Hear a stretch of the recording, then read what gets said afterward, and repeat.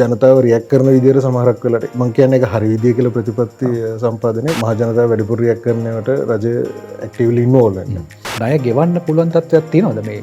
අපි බැලුවොත් ඒ සයිකල් එක මිනිස්සු නිවාස ණය අරගෙන කරන්නේ මොකද්ද? ලොස් එකට හරි විකුණලා ලොස් එකට හරි විකුණලා මට සල්ලි ටික දෙන්න ඕනේ. වැලියු ඉන්වෙස්ටර් කෙනෙක් නම් ගොඩක් වෙලාවට කරන්නේ ඔයා ෂෙයාර්ස් ගන්න ඕනේ මාකට් එක ඇත්තටම ඩවුන් වෙලා තියෙන වෙලාවට විකුණන්න ඕනේ මාකට් එක අප් වෙලා තියෙන වෙලාවකට.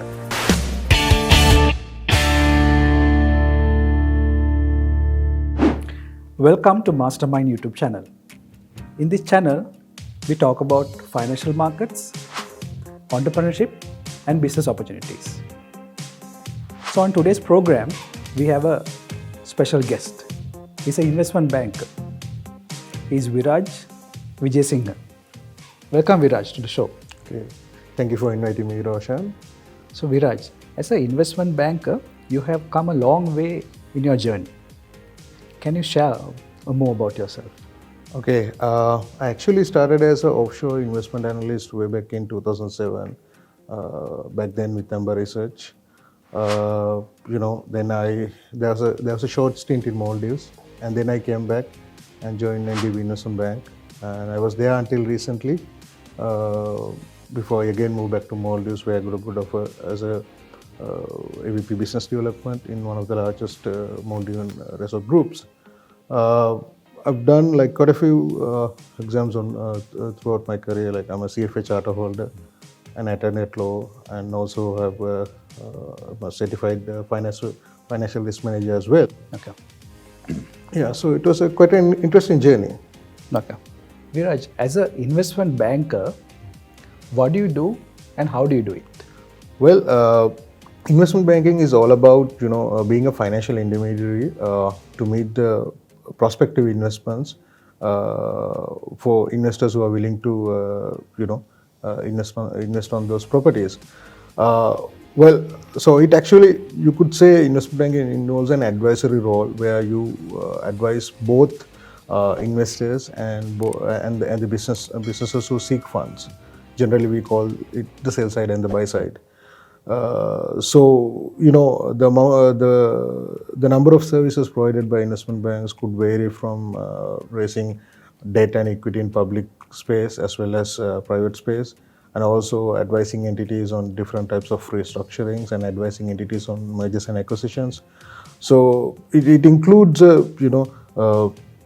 myriad of services covering all the corporate finance aspects of a business. And how do you do it? So basically, you need to have personnel who are well versed in finance and who could actually see beyond the conventional lines and come up with solutions which is customized or suit for particular needs of each business. And also at the same time, you should be able to find the proper investors, and you should be able to properly pitch that investments to those investors. Okay. Viraj, ලංකාවේ ආර්ථිකය ගැන ඔබේ ඉදිරි දැක්ම කොහොමද? ලංකාවේ ආර්ථිකය ඇත්තටම අපි ගත්තොත් එහෙම 2019 වෙනකොට ලංකාවේ ආර්ථිකයේ තිබ්බ ලොකුම ප්‍රශ්නයක් තමයි අපේ ආර්ථික වර්ධන වේගය 2.3ක් වගේ අගයකට පහත බැහැලා තිබ්බේ. ඉතින් ඒක ප්‍රතිඵලයක් තමයි මම හිතන්නේ නවරජය බලයටපත් වූ සැනින්ම බදු ප්‍රතිපත්තිය සෑහෙන වෙනසකට ලක් වුණා. ඒකදී ඇත්තටම අරමුණු වුණේ බදු ප්‍රතිශත 15 දෙමින් මගින් ඉල්ලුම වැඩි කිරීම. භාණ්ඩ හා සේවා සඳහා වෙන ඉල්ලුම වැඩි කිරීම. ඒත් අපි අර මාස 3ක් ඇතුළත අපි එහෙමම කොවිඩ් වසංගතයේ පැමිණීම නිසා මේ ක්‍රියාවලිය යන්තක් දුරකට අවුල් වුණා. දැන් මේ වෙනකොට රජය පැත්තෙන් කොවිඩ් මර්ධනය සඳහාම ඉතා විශාල මුදලක් දෛනිකව වෙනවා. ඒත් එක්කම අපේ බජට් ඩෙෆිසිට් එක ඇත්තටම ලොකු ප්‍රශ්නයක් තියෙනවා. මේ වෙනකොට මේ වියදම් ප්‍රමාණය වැඩි වෙලා තියෙනවා. අපි සෞඛ්‍ය පැත්තෙම වියදම් කරන ප්‍රමාණය වැඩි වෙලා තියෙනවා කොවිඩ් නින්ද. ඒත් එක්කම අනිත් පැත්තෙන් දෙන සහනාධාර සමහර සාහන හේතුවෙන් අපේ රාජ්‍ය වියදම් වැඩි වෙලා තියෙනවා. ඒත් එක්කම අනිත් පැත්තෙන් අපේ රාජ්‍ය ආදායම අපි කලින් බදු ප්‍රතිශත අඩු කරපු හින්දා රජයේ ආදායම අඩු වෙලා තියෙනවා. ඉතින් මේ ප්‍රශ්නේ හින්දා ලංකාවේ මේ වෙනකොට ලොකු ප්‍රශ්නයක් තියෙනවා මේ බජට් ඩෙෆිසිට් එක කොහොමද සෙටල් කරගන්නේ කියන එක. දැන් උදාහරණයකට කෙනෙක්ට කියන්න පුළුවන් රජයේ ආදායම වැඩි කරගන්න නම් බදු ආපුව වැඩි කරන්න බැරිද කියලා. එතකොට තියෙන ප්‍රශ්න තමයි අපි හැමෝම දන්නවා කොවිඩ් වසංගතය නිසා මේ වෙනකොට රටේ ව්‍යාපාර රාශියක් එක්ක වැසමින් පවතිනවා නැත්නම් ගොඩාක් අපහසුතාවයට පත් වෙලා තිබෙනවා. ඉතින් ඒ වැනි අපහසුතාවයකට පත් වී ඇති අවස්ථාවක බදු වැඩි කළ හැකිද? බදු වැඩි කිරීම මගින් අපව අපි අර අපේ ආර්ථිකය මේ වෙනකොට වැටලා තියෙන තත්ත්වෙන් අපව ඉස්සරහට ගන්න කොහොමද? දැන් මේ ණය ගෙවන්න පුළුවන් තත්ත්වයක් තියෙනවද මේ අපි ගත්ත ලංකාවේ ගත්ත ණය මෙහෙමයි බදු වැඩි කරන්නත් බැරි නම්?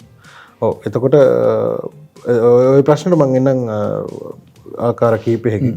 දැන් බදු අඩු කිරීමත් එක්කම දැන් මේ කොවිඩ් වසංගත තත්ත්වයත් එක්කම තව ගත්ත මේ මූල්‍ය ප්‍රතිපත්ති තීරණයක් තමයි පොලි අනුපාත අඩු කිරීම. ඒ පොලි අනුපාත අඩු කිරීමත් එක්ක තමයි අතරම ඒ කියන්නේ පොලි අනුපාත අඩු කිරීමෙන් බලාපොරොත්තු වෙන්නේ රටේ ව්‍යාපාර වලට ණය ගැනීමට පහසු වෙන, ඒ වගේම මේ රටේ ව්‍යාපාර අරගෙන තියෙන ණය ගෙවීමේ පහසුව. එතකොට අර සාමාන්‍ය ව්‍යාපාරිකයෙකුට දෛනිකව ණය ගෙවන්න වියදම් කරන්න ඕන ප්‍රමාණය අඩු වෙලා ඒ ප්‍රමාණය තවදුරටත් ඒ කියන්නේ ව්‍යාපාරයේ කෙසේ හෝ පවත්වාගෙන යන්න පාවිච්චි කරන්න පුළුවන්.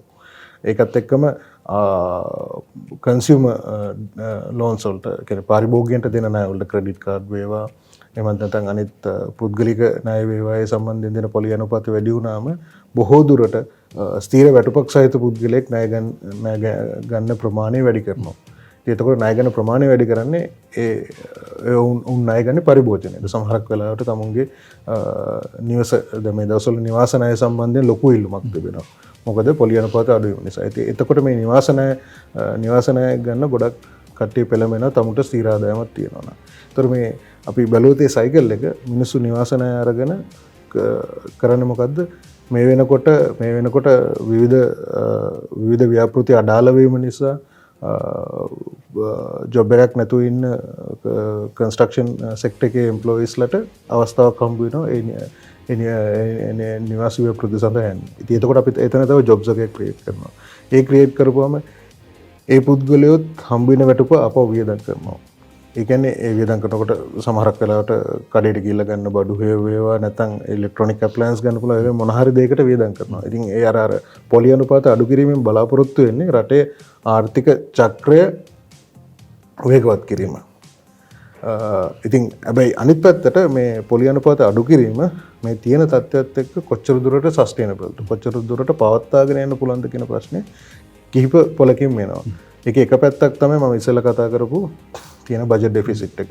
සාමාන්‍ය වෙන්නේ බජට් ඩෙෆිසිට් එක පියව ගන්න රජයට ණය ගන්න වෙනවා. රජයට දේශීය වෙළඳපොලෙන් ණය ගන්නකොට දේශීය වෙළඳපොලේ තියෙන ලික්විඩිටි එක අඩු වෙනවා. ද්‍රව්‍යශීලතාවය අඩු වෙනවා. දැන් අපි කියනවා දැන් සාමාන්‍යයෙන් දැනට ද්‍රව්‍යශීලතාවය ගොඩක් තියෙනවා. මොකද අපි පොලි අනුපාත අඩු කරලා තියෙනවා. ඒකත් එක්ක මුදල් සැපයීමේ වැඩිවීමක් තියෙනවා. ඒකත් එක්ක මාකට් එකේ ලොකු ද්‍රව්‍යශීලතාවයක් තියෙනවා. ඒ ද්‍රව්‍යශීලතාවය තමයි අපි දකින්නේ වාණිජ බැංකු ණය දීම වැඩි කරලා තියෙනවා. අනිත් පැත්තෙන් අනිත් පැත්තේ අපි දැකලා තියෙනවා මේ කොටස් වෙළඳපොලේ වර්ධනයට කෙලිම බලපෑමක් තියෙනවා. මොකද චීප් ක්‍රෙඩිට් ඒ කියන්නේ මිල අඩු ණය තිබීම නිසා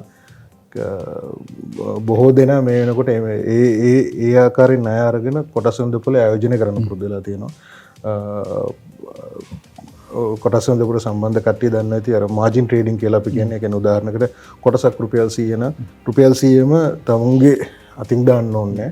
තමුන්ගේ ස්ටොක් බ්‍රෝකර්ගෙන් මාජින් ලෝන් එකක් අරගෙන කියන සමහරක් වෙලාවට රුපියල් 50ක ලෝන් එකක් අරගෙන අනිත් පැත්තෙන් රුපියල් 50ක් විතර තමුන් ඉන්වෙස්ට් කරලා ෂෙයා එකක් ගන්න පුළුවන්. ෂෙයා එකේ ප්‍රයිස් එක රුපියල් 100 නම්.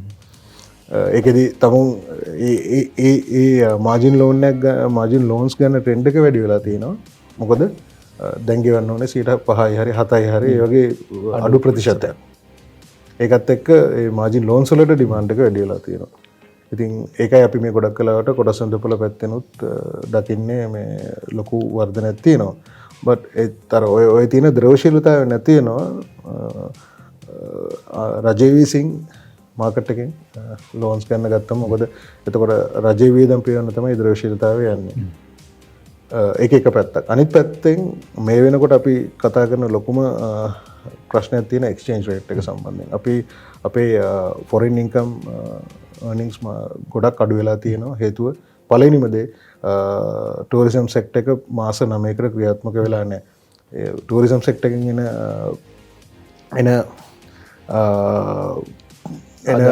එන ඉන්ෆ්ලෝස් ඇවිල්ලා නැහැ අපිට. උදාහරණයක් විදිහට දැන් 2019 පළවෙනි මාස 11 දී ටූරිසම් රිසිප්ට්ස් තිබිලා තියෙන අපිට $3.2 බිලියන් විතර. ඒක අඩු වෙලා තියෙනවා කොහමරි 2 බිලියන් වලින් විතර අඩු වෙලා තියෙනවා මේ අවුරුද්ද. මොකද මේ අවුරුද්දේ තියෙන ඇත්තටම 956 මිලියන් වගේ ගාණක් තමයි පළවෙනි මාස 3ට තිබ්බේ. ඒ ප්‍රමාණය තමයි තාමත් තියෙන්නේ. ඉතින් ඒකත් එක්ක 2 බිලියන් විතර එතන පොඩි ගැප් එකක් තියෙනවා. අපේ රිසර්ව්ස් අඩු වෙලා තියෙනවා 7.6 අවුරුද්ද මුල තිබ්බේ 7.6 බිලියන් ඩොලර්ස් තිබ්බ රිසර්ව්ස් මේ වෙනකොට 5.6 වෙනකන් අඩු වෙලා තියෙනවා. ඉතින් මේකේ හින්දා අපි දැන් දකිනවා අපේ රුපියලට ලොකු ප්‍රෙෂර් එකක් තියෙනවා. මේ වෙනකොට සෙන්ට්‍රල් බැංක් එක මේ ලෙවල් එක මැනේජ් කරගෙන තියෙන සෙන්ට්‍රල් බැංක් එක සාමාන්‍යයෙන් අපි දන්න සාමාන්‍ය ආර්ථික න්‍යාය අනුව රටේ මොනිටරි ඊසින් එකක් යන වෙලාවකට කරන්සි එකට ලොකු ප්‍රෙෂර් එකක් තියෙනවා වැඩි වෙන්නේ. ඉතින් එතකොට අපි තාමත් ඇත්තටම ගත්තොත් ඉම්පෝර්ට් කන්ට්‍රෝල් එකක් තිබ්බට සමහරක් දේවල් ඇත්තටම අපි ඉම්පෝර්ට් කරන්න ඕනේ. කොහොම වෙතත් ෆුල් ඉම්පෝර්ට් කරන්න ඕනේ. ඒත් අපි දකින කන්ස්ට්‍රක්ෂන් ප්‍රොජෙක්ට්ස් ගොඩකට ඉන්පුට්ස් අපි ඉම්පෝර්ට් කරන්න ඕනේ. ඒකත් එක්ක ෆොරින් කරන්සි ප්‍රෙෂර් එක තියෙනකොට ඉන්ට්‍රස්ට් රේට් එක මේ ලෙවල් එකේ තියාගෙන ඉන්න ඇත්තටම යම්කිසි අපහසුතාවයක් තියෙනවා. සාමාන්‍යයෙන් කන්වෙන්ෂනල් ඉකොනොමික්ස් රේට් වල හැටියට ඉන්ට්‍රස්ට් රේට් එක එක්ස්චේන්ජ් රේට් එක දෙකම එකපාර කිසිම රජයක් කන්ට්‍රෝල් කරන්න බලන්නේ නැහැ. ඒ කියන්නේ එක්කෝ ඉන්ට්‍රස්ට් රේට් එක මැනේජ් කරනවා නැත්නම් එක්ස්චේන්ජ් රේට් එක මැනේජ් කරනවා. ඉතින් සමහරක් වෙලාවට දැන් රජයේ ප්‍රතිපත්තියන ඉන්ට්‍රස්ට් රේට් එක අඩු රේට් එක තියාගෙන යෑම ගොඩක් වෙලාවට අපිට දකින්න පුළුවන් එක්ස්චේන්ජ් රේට් එක වැඩි වෙන්න පුළුවන්. අපි දැක්ක දෙයක් තමයි ඩොලර් එක තිබ්බා රුපියල් 180 වගේ දැන් 196ට වගේ ඇවිල්ලා තියෙනවා.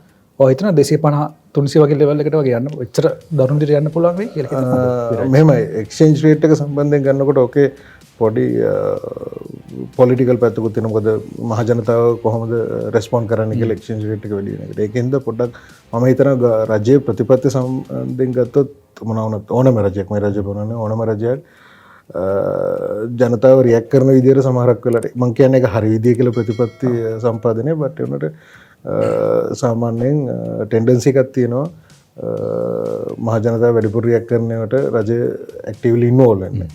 ඉතින් මම හිතනවා රජය මැදිහත්වීමක් කරයි කියලා එක්ස්චේන්ජ් රේට් එක යම්කිසි ඔය වගේ ලෙවල් එකකට ගියොත් කන්ට්‍රෝල් කරන්න. ඒක පොඩි ඉකොනොමික් බේසිස් එකකුත් තියෙනවා. මොකද එකක් අපි ගොඩාක් ඉම්පෝර්ට්ස් මත ඩිපෙන්ඩන් එකක්. අපි කොච්චර ඉම්පෝර්ට්ස් අඩු කරත් සමහර ඉම්පෝර්ට්ස් නැති කරන්න බෑ. සමහර අපි කන්සියුමර් ගුඩ්ස් පවා කියන්නේ අපේ දෛනික ජීවිතයේ එන ආහාර පාන සඳහා පවා අපි ගොඩාක් ඉම්පෝර්ට් කරනවා. ඒකත් එක්ක ඒකත් ඒ ආහාර පාන සඳහා ඉම්පෝර්ට් කරනවා කියන්නේ අනිවාර්යයෙන්ම එක්ස්චේන්ජ් රේට් එක වැඩි වුණාම බඩු මිල වැඩි වීමේ ප්‍රවණතාවයක් තියෙනවා. ඉතින් ඒකත් එක්ක අනිවාර්යයෙන්ම මම හිතනවා රජයේ මැදිහත්වීමක් ඒ පැත්තෙන් එනකොට අනිත් පැත්තෙන් ඉන්ට්‍රස්ට් රේට් එක ඔය මට්ටමේම තියාගන්න පුළුවන්ද කියන එක ගැන මට සැකයක් තියෙනවා.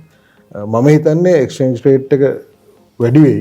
හැබැයි එක්තරා මට්ටමකදී රජය මැදිහත් වෙලා ඒක පාලනය කරයි. ඒ කොච්චර දුරකට පාලනය කරන්න පුළුවන් කියලා තියෙන්නේ. ඉතින් අනිත් සාධක තියෙන්න ඕනේ. දැන් උදාහරණයක් කළා විදිහට දැන් මම කියන්න බැරි ඔක 253 කියලා. ඒ ඇත්තටම මේ සිටුේෂන් එක දැන් අපිට තියෙන එක්ස්චේන්ජ් රේට් ප්‍රෙෂර් එක සිටුේෂන් එක සෝල්ව් වෙන්න පුළුවන් ලොකු ෆොරින් ඩිරෙක්ට් ඉන්වෙස්ට්මන්ට් එකක් ආවොත්. ෆොරින් ඩිරෙක්ට් ඉන්වෙස්ට්මන්ට් එකක් આવොත් අපිට තියෙන ගැප් එක අපිට නැති වෙන ඩොලර් ප්‍රමාණයත් එක්ක ඒකත් එක්ක මැච් වෙනවා. ඔව්. ඒකත් අපි අනිත් පැත්තට ෆොරින් ඩිරෙක්ට් ඉන්වෙස්ට්මන්ට් එක ඇවිල්ලා අනිත් පැත්තට දැන් හිතන්න අපි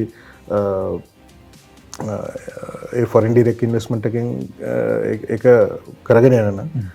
අපි ඉම්පෝර්ට්ස් ටික ආපහු පිටරටින් ගේන්න ඕන නම් ආපහු ඒ ෆොරින් ඩිරෙක්ට් ඉන්වෙස්ට්මන්ට් එකෙන් ප්‍රමාණයක් අපි එළියට යනවා ඉන්ඩස්ට්‍රියල් ගුඩ්ස් ඉම්පෝර්ට්ස් විදියට. ඉතින් ඒක හින්ද මගේ මම මෙහමකිවුත් මගේ මතය එක්ෂන් ේට් කර තියෙන ප්‍රශරක ගොඩක් වැඩි 2021 සම්බන්ධයෙන් ගත්තොත් එහෙම එක්ෂන් ේට් තියෙන ප්‍රශරක තමයි ගොඩක්ම වැඩි එක්ෂන් ේට් ප්‍රශරකට වැඩියුනාම අනිත් පැත්තට සම්ප්‍රදායක ආර්ථක න්‍යාය අනුව ඉන්ට්‍රස්ට් රේට් එක යම් කිසි දුරකට එක්ස්චේන්ජ් රේට් එක තියාගන්න යම් කිසි දුරකට වැඩි වෙන්න ඕනේ. ඒ දිහා තමයි ඉතින් අපි බලාගෙන ඉන්නේ. කොහොමද රජයේ ෆිස්කල් ප්‍රතිපත්තිය සහ මූල්‍ය ප්‍රතිපත්තිය කොහොමද ක්‍රියා කරන්නේ මේ දෙක බැලන්ස් කරගන්න. හරිද? අපි දැක්ක දෙයක් තමයි කොළඹ කොටස් වෙළඳ පොලේ all share price index එක 7000ක් කැඩුව. දැන් 7500ට ගිහිල්ලා තියෙනවා. මේක 8000 9000 10000 වෙනකන් යන්න පුළුවන් කියලා හිතනවද? එච්චරාගයක් නෑ ඇත්තටම ලොකු මං කියන්නේ that figure is a very far-fetched figure. Let's just say the initial target would be 7,800, which is the highest that we have seen. again පහුගිය අවුරුදු 10 ඇතුළත දකපු ලොකුම අගේ 2011 මට මතකයි 2011 මම හිතන්නේ 7800 ගානකට ගියා අප්‍රේල් මාසෙ විතර මට හරියට දවස මතක නැහැ. ඒක තමයි ඉනිෂියල් ටාගට් එක. දැන් මේක ඇත්තටම ෂෙයා මාකට් එක මේ වෙනකොට ඩ්‍රයිව් වෙන්නේ චීප් මනි. අපි කියන්නේ අඩු පොලියට තියෙන මුදල් හින්දා. ඒ හින්දා ආයතනික ආයෝජනකරුවන් වේවා නැත්නම් රීටේල් ඉන්වෙස්ටර්ස්ලා කියන්නේ සාමාන්‍ය පාරිභෝගික ආයෝජනකරුවන් වේවා ඒ හැම දෙනෙක්ම මේ වෙනකොට මේ තියෙන අඩු පොලි අනුපාතවලින් ලැබෙන මුදල් හින්දා ආයෝජනය කිරීම තමයි මම ගොඩක් වෙලාවට දකින්නේ. හැබැයි ඒකින් කියවෙන්නේ ඔක්කොම කම්පැනිස් වල earnings අඩුයි කියලා. ගොඩක් වෙලාවට අපි දැකලා තියෙනවා අපි දැක්ක දෙයක් තමයි පහුගිය මාස ටිකේ අපේ ආර්ථිකයේ කඩ වැටෙන කොවිඩ් එකත් එක්ක 2020 දී මේ ආර්ථික වර්ධන අනුපාතය බලාපොරොත්තු වෙන්නේ ඍණ 3.9ක්. ශ්‍රී ලංකා ආර්ථිකයේ ප්‍රථම වතාවට මේ ඍණ වෙන්නේ 2001 න් පස්සේ. අතරම මේක නම් දැන් 2001 නම් අපි විතරයි. ඒ කියන්නේ ගොඩක් වෙලාවට අපි විතරයි මේ නෙගටිව් නේ. මේක නම් මේ මුළු ලෝකෙම කොවිඩ් එක්ක ආර්ථික වැටීමත් එක්ක තමයි මේ මට්ටම වෙලා තියෙන්නේ. බට් ඒ වැටුණු ආර්ථිකය තුළේ සමහර ඉන්ඩස්ට්‍රීස් සමහර කම්පැනිස් ඇත්තටම ගොඩක් හොඳට කරා. උදාහරණයකට කම්පැනි earnings වැඩිපුරම එක්ස්පෝර්ට්ස් වලින් ජෙනරේට් කරන කම්පැනිස්. මම කම්පැනිස් විදිහට නම කියන කැමති නෑ. මොකද එතකොට unnecessary demand එකක් අපි ක්‍රියේට් කරන ඒ කම්පැනිස් වලට ඔය ආයෝජකෙක් විදිහට බලනවා නම් බලන්න ඕනේ මේ වෙනකොට එක්ස්පෝර්ට් ඔරියන්ටඩ් කම්පැනිස් මොනවාද? අයිතක ලෝකල් ප්‍රොඩක්ෂන්ස් වලට සම්බන්ධ කම්පැනිස් මොනවාද? දැන් මම උදාහරණයක් ගිහුවා ලංකාවේ කන්ස්ට්‍රක්ෂන් සෙක්ටර් එකට ආපහු ඩිමාන්ඩ් එකක් එනවා. අර housing loans rates අඩු වෙච්ච වලින් මිනිස්සු ගොඩක් housing loan projects කියන්නේ housing loans වලට යනවා. ඒකත් එක්ක එතකොට මම ආයෝජකෙක් විදිහට බලනවා මේ වෙලාවේ බලන්නේ ඒ පැත්තට එක්ස්පෝෂර් එක තියෙන කම්පැනිස් මොනවාද? ඒ වගේ earnings පැත්තෙන් වැඩිවීමක් තියෙනවා. බට් ඒ වුණාට අර මේ වෙනකොට ඩ්‍රයිව් වෙන්නේ ගොඩක් වෙලාවට වැඩි ආයෝජක පිරිසක් ස්ටොක් මාකට් එකට ඇවිල්ලා තියෙන ආයෝජනය කරන්නේ. මොකද චීප් මනි තියෙන හින්දා. ඕකේ හොඳ පැත්තකුත් තියෙනවා. දැන් උදාහරණයකට දැන් අපි දන්නවා බැලන්ස් ෂීට් ස්ට්‍රෝං කම්පැනිස් ඉන්නවා. දැන් ලංකාවේ ගොඩක් කියන්නේ අවුරුදු ගානක් තිස්සේ තමුන්ගේ අදාළ සෙක්ටර්ස් වල ප්‍රමුඛයා වෙලා අවුරුදු ගානක් තිස්සේ බැලන්ස් ෂීට් වල ස්ට්‍රෙන්ත් එකක් හදාගත්ත කම්පැනිස් අඩු ඉන්ට්‍රස්ට් රේට් එකත් එක්ක මේ වෙලාවේ බලනවා ඇක්වයර් කරන්න පොඩි එන්ටිටිස් කියන්නේ පොටෙන්ෂල් එකක් තියෙන පොඩි එන්ටිටිස්. ඒකින්ද 2021 ගැන කියනවා මම ස්ටොක් මාකට් එකේ මම බලාපොරොත්තු වෙනවා අඩුමතරම ඇක්විසිෂන්ස් 3-4ක්වත් ස්ටොක් මාකට් එකේ වෙයි. ස්ටොක් මාකට් එකෙන් පිට වුණත් ඇක්විසිෂන්ස් ගොඩක් වෙන්න පුළුවන්. මොකද මම කම්පැනි එකක් නම් මගේ කම්පැනි බැලන්ස් ෂීට් එක ස්ට්‍රෝං නම් මේ වෙලාවේ මම බලන්න පුළුවන් තරම් මගේ සෙක්ටර් එක මම කොන්සොලිඩේට් කරගන්න. කොහොමද මම මගේ සෙක්ටර් එකේ up and coming acquisition targets තියෙනවා නම් ඒක කොහොමද කරන්නේ? ඉතින් ඒ පැත්තෙන් ලොකු දේවල් දෙක තුනක් වෙන්න පුළුවන්. ඉතින් එතකොට obviously mergers and acquisitions එනවා කියන්නේ එහා සම්බන්ධව මාකට් එක move වෙන විදිහක් තියෙනවා. ඒ පැත්තෙන් opportunities තියෙනවා. අර අපි බැලුවොත් නරක පැත්ත තමයි දැන් අපි cheap credit වලින් ඉන්වෙස්ට් කරන්න ගත්තට පස්සේ දැන් මම කිව්වා මාජින් accounts ගැන. දැන් හිතන්න එතකොට මාජින් account එකකින් ඉන්වෙස්ට් කරනකොට ස්ටොක් බ්‍රෝකර් කම්පැනි හරහා ස්ටොක් බ්‍රෝකර්ට ලෝන් එකක් දෙනවා. ඉතින් එතකොට දැන් අර උදාහරණයම ගත්තොත් රුපියල් 100 ස්ටොක් එක රුපියල් 50ක් ලෝන් එක ගන්නවා ස්ටොක් බ්‍රෝකර් එකෙන් රුපියල් 50ක් වගේ අතින් දානවා. දැන් මේ වෙනකොට ස්ටොක් මාකට් එක මේ බුල් රන් එක ඉස්සරහට යනවා. ඉන්ට්‍රස්ට් රේට් වැඩි වුණොත් මොකද වෙන්නේ? බැරි වෙලා හරි දැන් මේ තියෙන විදිහට ඉන්ට්‍රස්ට් රේට් වැඩි වුණොත් මොකද වෙන්නේ? ඉන්ට්‍රස්ට් රේට් වැඩි වුණොත් වෙන්නේ මේ එන ට්‍රේඩ්ස් ගන්න අඩු වෙනවා. මාකට් ප්‍රයිසස් වැටෙනවා.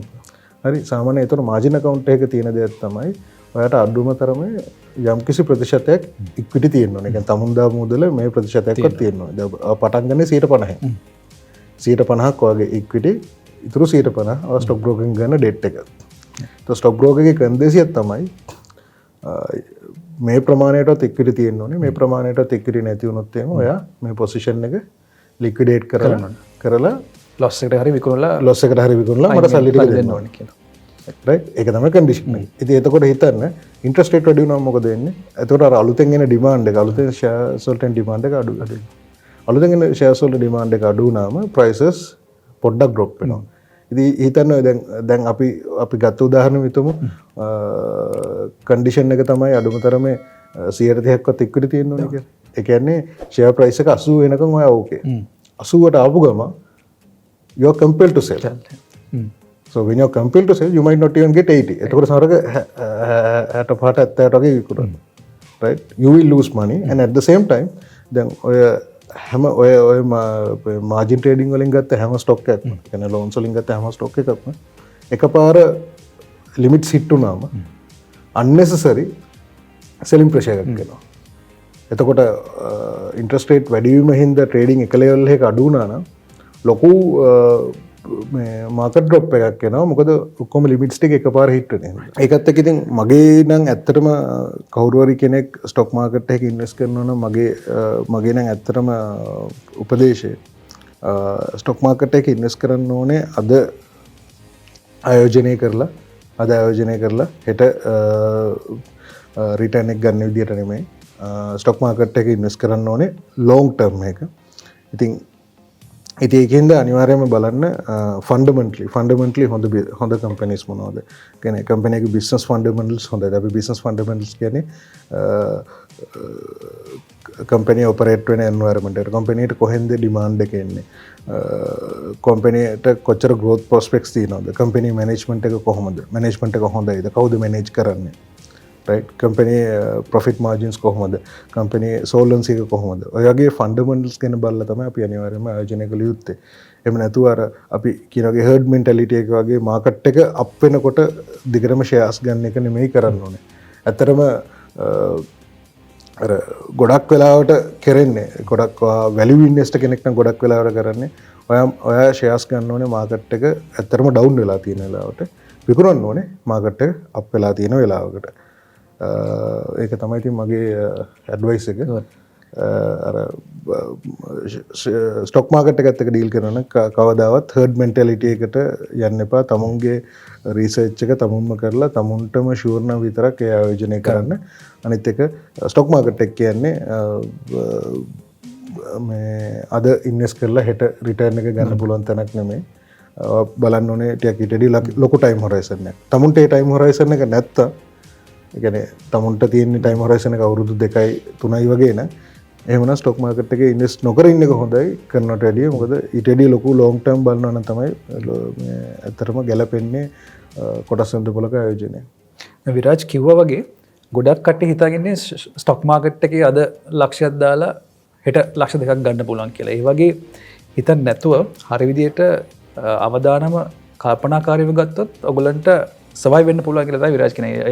ඊට අමතරව ඔයගොල්ලෝ බලන්න ඕනේ මාජින් ට්‍රේඩින් සම්බන්ධව ඔයගොල්ලෝ ගන්න ණය පෝර්ට්ෆෝලියෝ එකට අමතරව ගන්න ණය සම්බන්ධව කල්පනාවෙන් සිටිය යුතුයි කියලා මමත් හිතනවා විරාජ්. විරාජ් අපි බොහොමත්ම ස්තුතිවන්ත වෙනවා ඔබතුමා අපේ ප්‍රෝග්‍රෑම් එකට ජොයින් වෙලා ඔබේ දැනුම අවබෝධය අපිත් එක්ක බෙදාගත්තට. විශේෂයෙන්ම කොළඹ කොටස් වෙළඳපොලේ ආයෝජනය කරන ගොඩක් කට්ටිය මේ මාස්ටර්මයින්ඩ් වීඩියෝස් බලනවා. ඒගොල්ලන්ට හොඳ පණිවිඩයක් දුන්නා කියලා මං හිතනවා. බොහොමත් ස්තුතියි අපිත් එක්ක සහභාගී වුණාට. බොහොම ස්තුතියි මට ආරාධනා කිරීම සම්බන්ධව. ඉතින් මං හිතනවා මේ වීඩියෝ එකෙන් ඔයගොල්ලෝ ගොඩක් දේවල් ඉගෙන ගන්න ඇති කියලා.